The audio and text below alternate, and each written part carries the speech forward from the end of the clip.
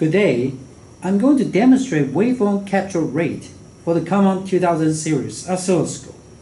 3 oscilloscopes will be used for this demonstration, including Instek GDS-2000E, the Keysight DSOX-2008, and Rigo DS-2008.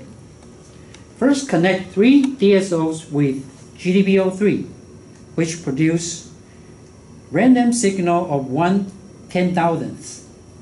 Now, compare 3 DSO.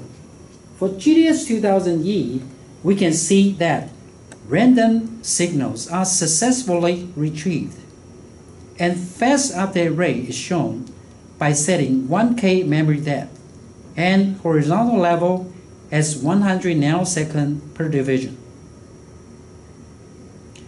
For Keysight DSOX-2008, sets same criteria except that memory depth cannot be adjusted. For Rigo DS-2008, also sets same criteria and adjusts memory depth as the shortest of 14 kilo. After comparing 3 DSOs, we can clearly see that GDS-2000E with 120,000 waveform per second update rate provides a better random signal capture capability, which is crucial for signal analysis and debugging. This concludes my demonstration. Thank you.